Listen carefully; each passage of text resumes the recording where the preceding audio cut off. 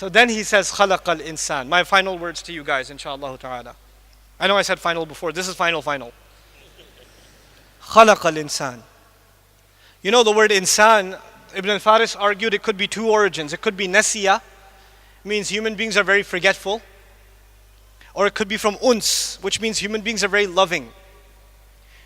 Alligators are not very loving. Lions are not very loving. You know? Other animals, they have some love, but not like human beings. We can even show love to other animals. We can show love to other human beings. We can show love to strangers, right? We have that ability. So we have uns in us. They are wahsh and we are uns. So there's two meanings to the human being. One, that we are forgetful, and the second, that we have what? Love. Allah chose this message perfectly for people who are forgetful. For people who are forgetful. Because when people forget, what do they need? Reminder. And one of the names of the Quran is reminder. In huwa illa dhikrun. Kalla innaha tadhkira. Wa dhakkir bil Quran man yakhafu wa'id. Quran is reminder because we are insan. So he says, I taught the Quran because you're insan. You forget, that's why I gave you a reminder. You keep forgetting, so I keep reminding you over and over again. That's why I did that. Subhanallah. And the second is love. You don't just give love, you are looking for love. If you're looking for love and you have a hole in your heart that you need to fill, this word of Allah will fill it.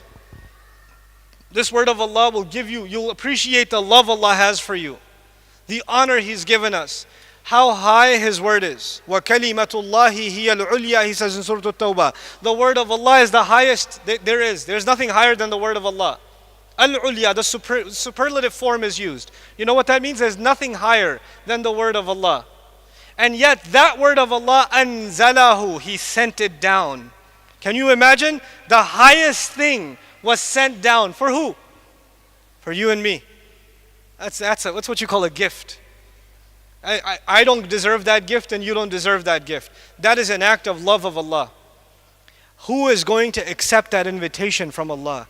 If Allah called Himself a teacher, who will refuse to be a student? You know? And if you start now, I don't care if you're 70 or 7, if you turn to Allah and say, Ya Allah, I want to learn your book. You called yourself a teacher and I want Ar-Rahman to be my teacher, so I'm ready to be his student.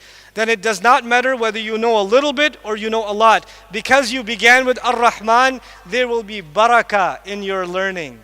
And when there's barakah in your learning, you will learn like you have never learned before. Never. You are a bad student in mathematics, you are terrible in English class, you are horrible in history class, but when you turn to Allah's book and you want to learn Arabic, which is a complicated language, it's complicated. You want to learn tafsir and tajweed and memorize.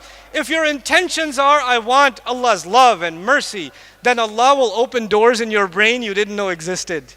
And it'll become easy for you like nothing else. You know, in college I was a terrible student. Terrible. I was a bad student. I only signed up for the courses in college that my friend took because he would take the notes. I slept on his shoulder for 4 years. You know, I also have a lot of elbow marks on my arm because he tried to wake me up. I was a terrible student. But when I started learning Quran and Arabic, I did not have to review twice. I learned something once and it came in my head. It's not because I'm smart, because I know how dumb I am. I'm a witness to myself. Allah makes things easy. وَلَقَدْ يَسَّرْنَا الْقُرْآنَ لِلذِّكْرِ. Allah makes it easy. We don't make that easy. You make the intention and Allah will make that easy for you. This is the message I want to share with all of you, really. I want you to become students of this book, students of this language. Don't be intimidated by it. Don't be intimidated by it.